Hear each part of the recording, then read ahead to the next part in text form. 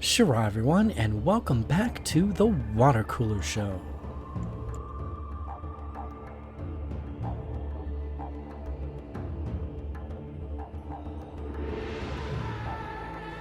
In our latest episode, we sit down with the Cavern Age explorer DapperAndy, who you may also know as Jules Lavisham. This is our 8th episode of our relaunch series, and also kind of a turning point, as this concludes our first season of WC episodes. But fret not, Season 2 is well underway, and we'll have some more announcements about that in the coming weeks. For now, sit down, relax, grab some tea or some coffee, and enjoy our interview with DapperAndy.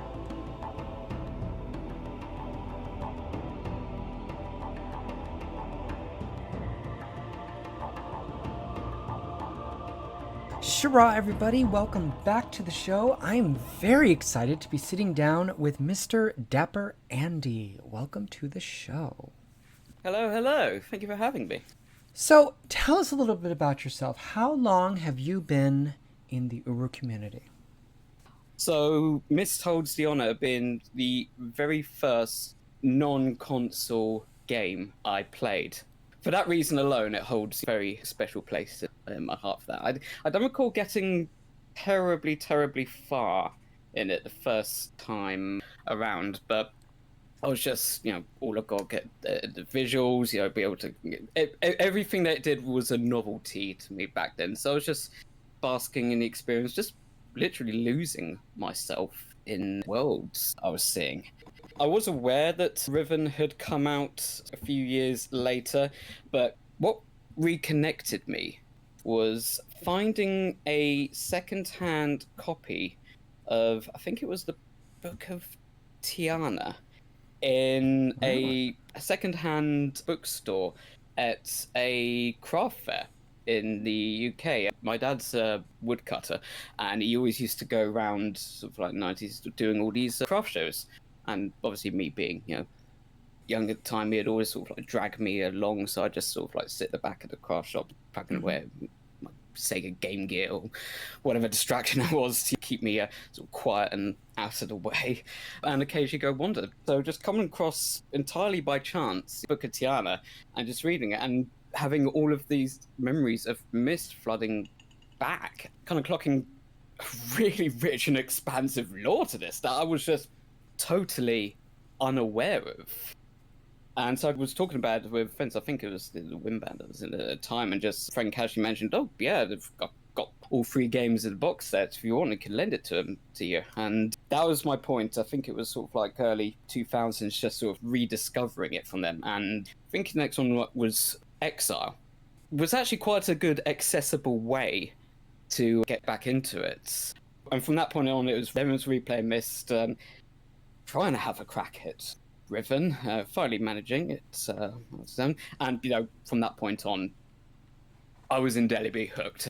This had dragged me back in, and it was not going to ever let go again.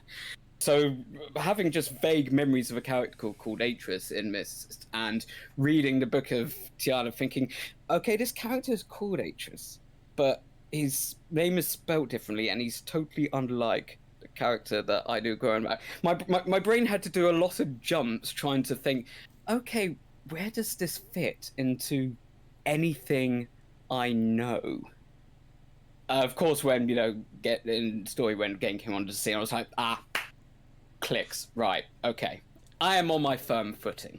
See, I didn't read any of the Mist novels until I had gotten into Uru, and I remember laying on my parents' couch just reading through that book and thinking, oh, it's the Cleft. Oh, it's that's the little huddle that we're in when we meet Yisha. Oh, so that's Kavir. He burnt the freaking linking. There's a fireplace somewhere in Kavir, and I need to go here. You are the first person I've met out of everyone I've talked to who has chronologically started the Mist novels in probably the correct, that's the correct order. Tyion, Atris, and Dinin. Yes, chronologically, yes. If I was recommending people to check the books now, I'm not entirely sure if I would suggest they follow that route. Book of Atris, I'd say, is far more accessible, certainly to the newcomer, and it probably adds a little bit just having the events talked about in the first book and then seeing them play out in the second, I think it gives a lot more dramatic points about the foreshadowing the stuff hits. I think that hits a lot more effectively if you read the first book versus in publication order. So, you played through Mist, you got through Exile. Did you finish Exile before you finished Riven? Yes, I did. I was playing Exile sort of like non-stop, because it was Presto that did Exile, wasn't it? Chaps who did the Journeyman project. And when we didn't get games for the Mac, I was basically subsisting off of demo discs. And I played through the demo of, I think it was the third game, Legacy of Time, basically on repeat for like a month, absolutely loving it. So when it actually came to play Exile, you know, having that similar node version of movement, being 360 looking about, it's like, okay, I get what this game is doing. I am totally on board with it. But yeah, I managed, I think, in the end to knock that back in about a couple of weeks. Or Riven, on the other hand, oh my word. Totally different playstyle for that. And that was one that brought me back sort of the old Mist feeling of just, the environment itself is just such a perfectly realised world. Mm-hmm. You could just walk through it and just lose yourself in the world that they had created. So, did you play Uru or Mist 4 next? Oh, blimey, that's a good one. No, I think it was around about the same time that I picked up Revelation as I picked up Uru, which I actually do have. Yeah, Complete Chronicles, that was. It had just been freshly cancelled by Ubisoft at that point. So it had sort of like a little note in the inside from Rand lamenting the cancellation, but, you know, saying it will live on in community and the content. So I knew going into it that I was playing an experience that was not long for this world. I remember booting up and going into it, just sort of recognizing all the places I remembered from, just having a chance just to sit back and read the sheer amounts of lore that they had put into this. I mean, it's up there with something like House of Tolkien, having like 30 or 40 volumes just dedicated to the kings of Dunny. Reading all these books, just the sheer amount of world building that was put into Uru, that's a testament in and itself to just this world that they were creating. And I knew it was a truncated experience. I knew this was not what they had intended for it. But in terms of my treasured gaming moments, the moment in Anime and that last reveal at the end, one of the best moments I've ever experienced in gaming. The whole thing, the whole package alone was just worth it for that moment, no matter what form it came in.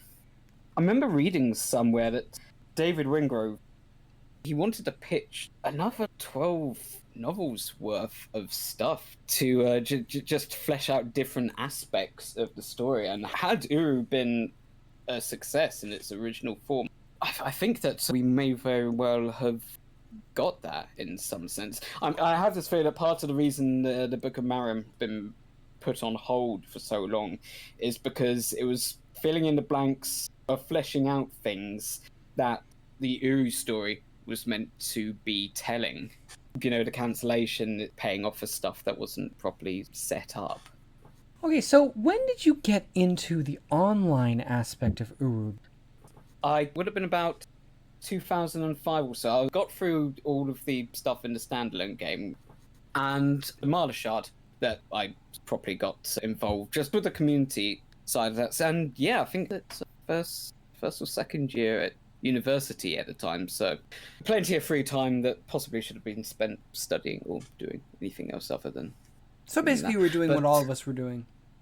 Yeah, no, that was my main online poison, as it were, from the very end of Game Tech. Was managed to get in on some live events. I think I actually managed to be in the online throughout the entire story with Willie Engberg, which again still is one of those gaming moments that will stick with me. So partly in terms of the sheer emotional gut punch that they pulled off, but also just sheer concept of it, having a live event with that kind of coordination, playing it out like that, sort of thing that hadn't really been done before in anywhere else other than the snow, and arguably has not really been done since. We did have a guy pop up on the Discord saying that he was a reseng, who's someone whose job it was to actually be in crowds when these things were going. In fact, it was a fascinating conversation. Gave us a nice little lift behind the curtain to how Tyion was coordinating all of these live events. And apparently, whenever there were these kind of things going on, there was always one or two of them in the crowd ready to boot anyone who is like griefing or being particularly obnoxious or totally killing the flow from everybody else. There's always one schmuck who's seeing something like this going on and just insists on being totally out of character. I mean, easy enough to edit out of chat logs, but badly immersion breaking when you're in the middle of it. Yeah, especially when you've got someone who's apparently about to die. Yes. What really gets me about that whole thing is, I think it's just thinking about it again, it's just like how into it we all were. I mean, literally, we're holding our breath. Like, I remember standing there and just being like, oh my God, what is gonna... And then you're just like, oh, she died. Well, I remember about that hearing from me when they're doing the lead up to that, when they're saying that this character was trapped under rubble or something not, but still actually having her presence online. I remember I was actually sending her messages of support saying, "It's okay, we know you're in a bad spot. Don't worry, your dad's going to get you out." And just having her reply to me, or a silent actor playing her, sort of replying to me, was just. Again, it's just one of those narrative experiences that just stays with you forever. I mean, they're definitely making use of what they had, and I certainly appreciate the game tech stuff. There was plenty of stuff that they wanted to do, but just the time and the resources they had, I think, were just a fraction of what they did. But no, I still think back fondly through that year that it was existing. And yeah, it was when I was starting to prototype my own monarchy, trying to have a stab at it myself. Let's talk a little bit about that. You go by Jules Lavisham, correct? Yes. What is he like? What made you create that particular Uru persona?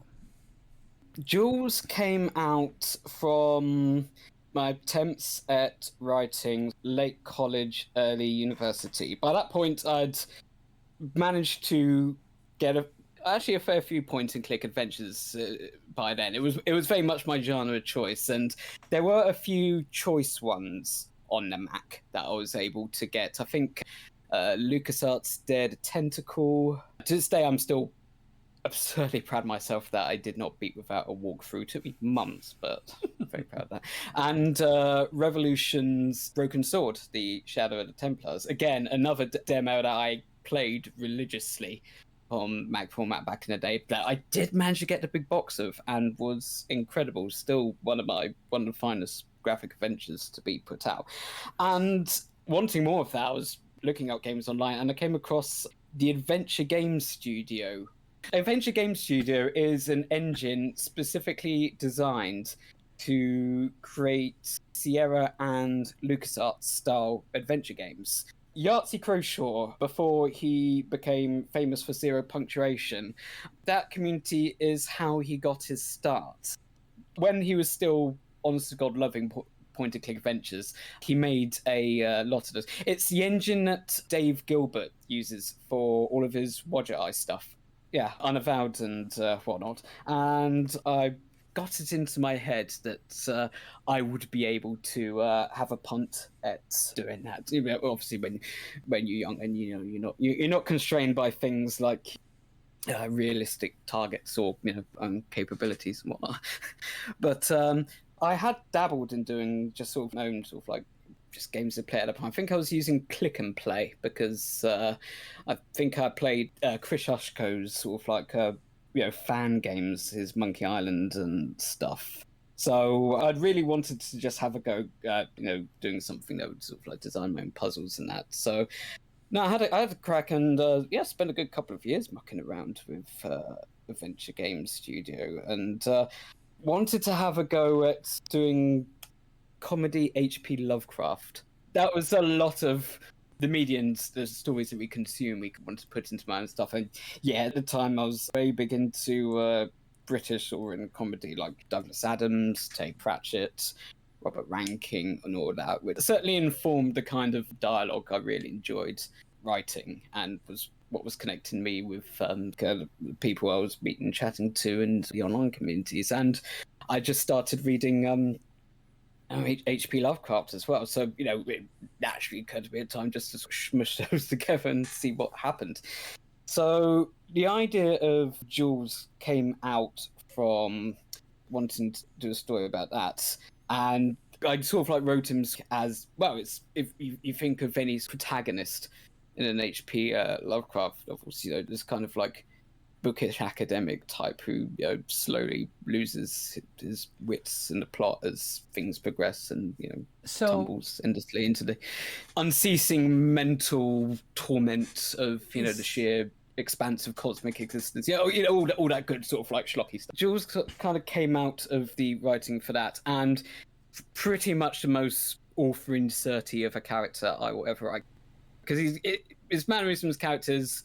Two characters who were writing for was me and my writing colleague and good friend Alistair Payne, writing at the time, Jules Lavisham and Edward Kensington James. Again, we were very much informed by BBC British comedy, the Mighty Boosh type double act that you get. You get the bookish pontificating stuff shirt nerdy type, and the sort of like more casual with it, hedonist, and you put the two together, fun exchanges happen, and that was when I was most happiest, sort of like writing stuff, just coming up on bizarre plots and just funny sort of like Douglas Adams type dialogue with these characters. I mean, probably explains why nothing long form really. It's sort of like written down or put in place often, but it was wonderful to do at the time. So when the time came that Mist Online came a thing, and I was looking for a persona or a character to have a punt at doing, Jules just kind of felt like a natural fit for that. Granted, I have read back a few of some of the chat logs that were posted when I was present for these affairs, and I definitely had not found his particular voice. But it was around about time I was dipping my first toes into doing RP and stuff, and met and Ellery Hamilton, who I still do some stuff with nowadays, and I think that was when I did that short story that finally made it into Uru after all this time. That came out of an in-character interaction between Jules and Ellery's character Echo. I think for me that was the point when I started clocking what the character was all about, but also just kind of like what player-driven interactions can add to Uru. Mm-hmm. Well, yeah, absolutely. I mean, the one thing that's nice about what's going on now is you're basically, well, not just you, but a bunch of other people are building these characters that will, won't just be like, oh, they were in the cavern like yesterday, and what was their name again? These are people that are making their mark, essentially, on the Uru story. Yes. So we're just trying to put on just a story, trying to do something similar to what Tyion did. In many ways, we're probably certainly in the designing and sort of like the acting out stage, we're probably coming across a lot of sort of like the same logistical pitfalls and sort of like narrative hurdles and stuff to think about that sort of Tyion was. Well, yeah, but at the same time, you guys are basically playing around with a concept that still, even to this day, has not feasibly been tested. Essentially, you have age builders building worlds, and you're telling all these stories, but you're also incorporating the direction of the story with the content. I mean, basically, it's like a big game of D&D, in a way. Yes, If I could absolutely. borrow an And analogy of no, not at all. And in many ways, I credit D&D to actually getting me back into writing again. Just recreation is a hobby. For when university ended, I just do anything like that. Totally left me. I mean, I was focusing on career stuff. Purely, the only reading I was doing was just for further educational, just learning about my own profession. So the idea of carrying on with any of what I was doing just totally gone. But when lockdown happened, a friend of mine in Brighton got a few of us together to play D&D over Zoom, I think it was. And for like a year a bit, every Tuesday evening was my solace. That lockdown, couldn't do anything, couldn't see anybody for months on end. I mean, one, that got me through that period, but two, it just rekindled my love of just sort of characters put into weird situations and having mad banterous dialogue. I think it was just kind of like casually remembering Uru, because I was popping in just after the cancellation it might have been sort of like once every year, couple of years or so, just popping in to see if the thing is still going Well, and whatnot. Yeah. yeah, see if it was going, see if it was there, seeing if there was anything new, and I timed it just right. I think might have been a month before Chizo Priniv was unveiled, and it's like, okay, I have come on at exactly the right time. Well, hey, I mean, you dragged me back into this. I mean, if you guys want to know why we're doing this is his fault. Never leave. See, here's the thing about Uru is that it never dies. I mean, we're even known as the community that would not let the game die. That is basically what we're known for, and something always pulls you back. Yes, I mean, it's been cancelled twice at this point. It is, and now is officially unkillable. I mean, we owe a lot of this to a lot of the age builders and the guys working with the code, like OpenUru and absolutely. I mean, the work that Hoikers and Hazardo and all the others are doing, I mean, their level of dedication just surpasses. I don't know. The simple fact that they still work on this despite all the criticism that they get for it is baffling. Like, I don't have that kind of skin, let me put it that way, because I have enough trouble dealing with stupid people. I really do. I have no tolerance anymore. Like, it's like the older you get, the lower your tolerance level. My mother jokes that it's like there's this thing in your brain that just gets smaller, and so actually I think that's a scientifically proved fact. There's something in your brain that just gets smaller and smaller. As it gets smaller, your tolerance level for stupidity just goes away. Yeah, but I could hard relate. I did my time in customer service then persistent and customer service people, and like those phone lines you have to ring up and ask for your pension and that, and have people get how many Karens did you kill? Oh, with my mind, it's straight up genocidal up here. Oh, war crimes are happening. That sounds about right. Yeah. The tribunal is ongoing. I remember when age building first got started, and it was Dustin, I think was his name, and they just created the most awful looking first age. It was essentially just like these stone pillars that were super thin, and it had an Uru avatar standing on it. Totally untextured. It was awful, but we're all just standing there going, this is so cool. Look at this. And then, it just went from there. There was all the offline stuff. And now we're finally at a stage where everyone can dip their toes in the water and really, to borrow Yisha's metaphor, bring water to the roots of the tree and really make Uru flourish, which is just, it's so exciting. Also, just seeing the world building that's come from it, the Memorial Age, such a beautifully evocative experience. Just one of those ages you can sit there and lose yourself in the vastness of it. Literally. And you can get a Yisha page for it. Which honestly surprised me. We have fan Relto pages. I was not expecting that. Yes, and certainly people who are looking for an in-character explanation as to how they got there. They're going to be disappointed because one's not going to be offered. Well, that's just going to be one of those things where, like, here's new content. Don't question it, which is fine because every online. Well, I mean, the YouTube page was always a gameplay conceit above everything else for the same reason that there's random items of clothing knocking about that. Unless we've got explorers with a distinctive nudist kink doing the rounds. Do you know how not going badly to get I wanted Tyion to make Escher-esque clothing that we could wear? Like, just actual Dinny wear. I was so in awe of his robe. In all their flapping mocap glory. The flapping mocap. I want that on a t-shirt. The flapping mocap glory. And a picture of Escher with his hands in the air. Stand in awe. Yeah, no, it's part of the fun I have with the character when I'm in game is just I like the scripted stuff that we do. I think one of the most comparisons that I most draw it to is immersive theatre, which is a reasonably new, well, certainly in the UK, feels like a reasonably new concept. Just this idea of like audience members actually sort of like play out the narrative and you're in the same surroundings. Best example that I've been to recently was me and my partner, a few friends, went to the Doctor Who immersive experience in London. Oh, I hate you. They had... Oh, it was so good!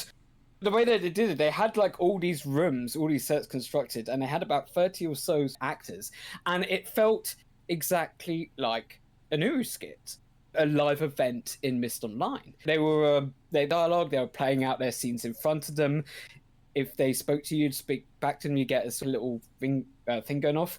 But they would be doing things like they'd be branching past in the narrative where they'd send groups into a place, and they'd be sending groups to like different areas, different time zones at a time, where they had to talk to a specific character, get an item from a character to give to another character.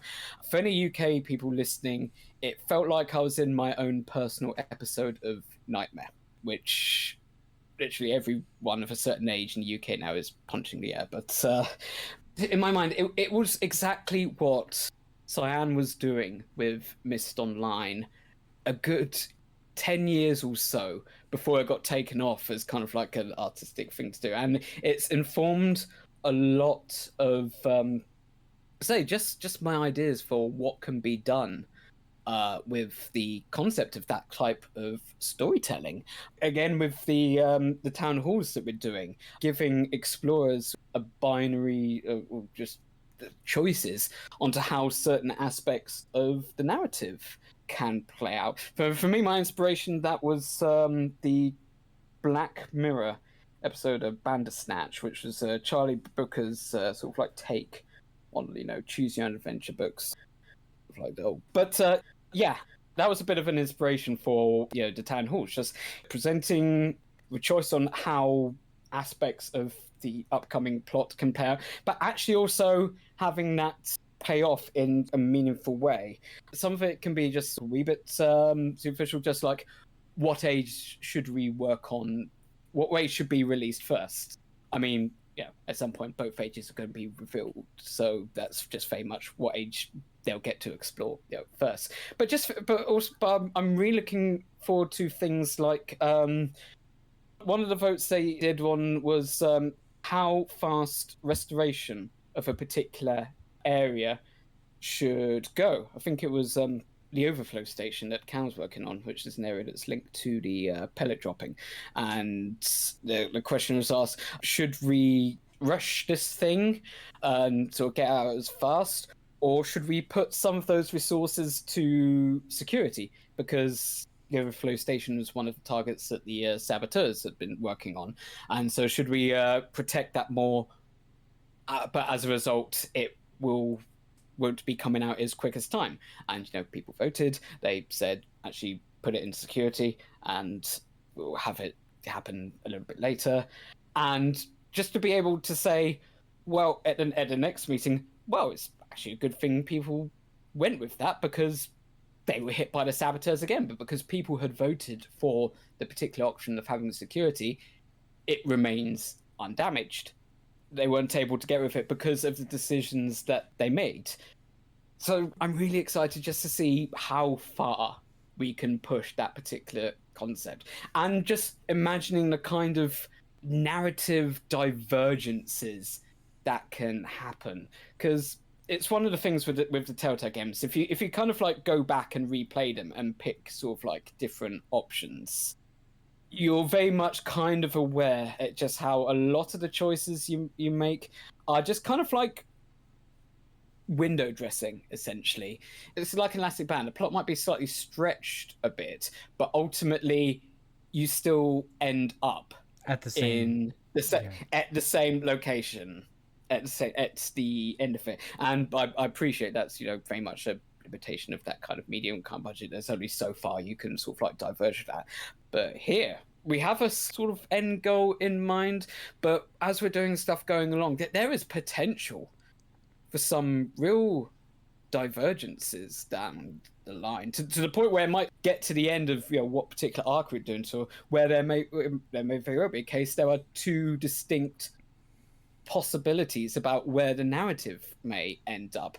And that's has appealed to me. It's just when I see it done in gaming, it's always a push the button to see what ending you get. It might be slightly various, like a Mass Effect or Deus Ex, where just ostensibly, when in the case of Mass Effect, you change what color the end cutscene is. But also, I see it mainly used, certainly in AAA gaming, when that thing is trumpeted as you're either incredibly, incredibly good and virtuous, or you're incredibly, incredibly evil. And I'm just kind of tired of that. There's so much room for nuance and just more interesting things that can be done with that kind of concept. So having a chance to actually have that play out in the stuff that we're doing, it's wonderfully galvanizing stuff. It really is. So with that being in mind, I'm just going to ask, where would you like to see Uru in a year? Ooh, good question. I'd definitely like to see more ages put out, and I've always had a thought that I do love the live stuff that we're doing, but it's best in service to when it is setting up and being paid off in stuff that is tangibly doable and playable in game. And I'd definitely like to see more of the story stuff that we're doing, make it in sort of like a tangible way, because there's been so much of sort of like the live story that they were doing, the 2003, 2004 stuff, all of the wonderful stuff that they're putting out during the episodes. It's wonderful stuff that they're doing, but aside from the heritage documents that are in the Chiso library and just a couple of their references here, there is really no sign of all this wonderful story stuff that it's doing that has actually happened at this point. It's subsisting on transcripts that are found elsewhere, or word of mouth of the explorers. What I would like to see is just, I'd certainly like to see more opportunities for those kinds of stories and narratives and future narratives to be in game, but in a more object permanent form, so that when outside of like a journal or something, maybe like an audio log or a visual recording, or just something that's more tangible. Yeah, I mean the journals definitely help, and I'm really looking forward to sort of like keep stuff following on. But there's more story stuff that can be conveyed than just having journals in game, which ostensibly they're lore dumps. Yes. It's a very in universe way for that story to be conveyed. I always consider it a good thing, but there's just things like the organic storytelling that was in the first game. Being able to discern characters, Sirius and Akhenaten stuff just from sort of like their belongings around them. There's more scope for that kind of like environmental storytelling, which I'm really hope will make it through into game. But yeah, key. The audio logs, and I did it's very unapologetically based on the Serenia memory amulets. I'll make no lies about that, but yeah, just the concept of being able to have it set up so that you can collect key markers and just have a 2 or 3 minute audio stuff that's playing. It's like in universe being able to sort of like, how's that explained? Well, it's like, this is a restoration. This is like you go to somewhere like Stonehenge or old Saruman. Well, yeah, and who's to say around. that's not a feature of the key anyway? I mean, it was never fully tapped into. Why couldn't it have an audio component? And I would like to think if they had kept going with just sort of like this whole concept of just great underground city being open to the public, like somewhere like Pompeii and stuff, you would have people sort of like walking about, tapping into their key and like listening to like facts about the age and actually properly presenting it as an ongoing National Trust English heritage type restoration. So in terms of an in-character where Storywave would do that just is a perfect fit, and it would open up another means of telling stories. But also that could also potentially tap into a chance for some of the live story stuff that just exists as transcripts to potentially get acted out and replayed. So something that people can discover long after the fact as a natural product of gameplay, collecting key markers. It's a concept that's been there from the beginning, but it's an a new spin on it that also communicates story as well. I think that would open up a lot of possibilities for stuff that can be done. It's something I'm very much hoping to, if the stars can be aligned, if the tech can be made to work, if we can get enough people to sync up and record things and put it all together, yeah, I would very much like to see that mechanic make its way into game. I like to think it will open up some really cool stuff. So where do you want to see Jules? Ooh, good question. Couple of ideas for potentially ongoing story stuff, but at this point I'm quite comfortable sort of like playing a part just in the narrative that's doing out. I quite like being part of an ensemble, sort of like doing my bouncing dialogue off with other characters, sort of like all respectively sort of like building up our stuff. There is kind of like there's some cool stuff to his backstory, which I would like to, at some point, have potentially play out. What he was getting up to back during the Game Tap era, the restoration. There is a few ideas for something I have been working on, but I don't know what that's something that's just going to come out as a written thing, as an audio thing, or I do have an idea for an age that might be able to tell that in, but as I found out when I was designing adventure games way back in the day, I'm so very hampered by my lack of artistic acumen. It's why I stick with words.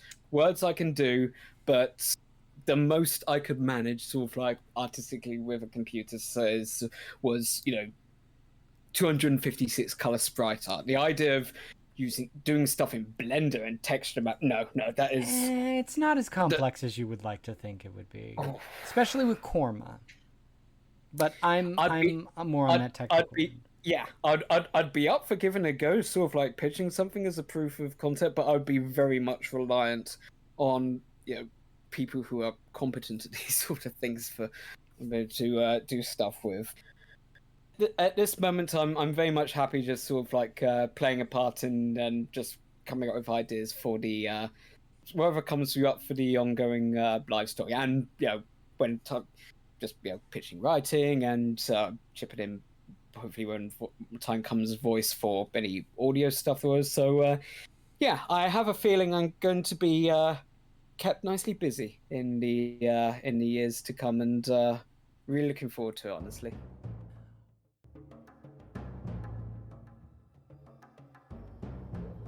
And that concludes this episode of the WaterCooler Show.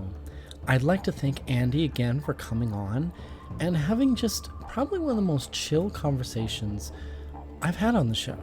It was great to speak to him. We've been Uru buddies for quite a long time, and it was good just to catch up. you know. That being said, until next time, Sharab Hashem Tea.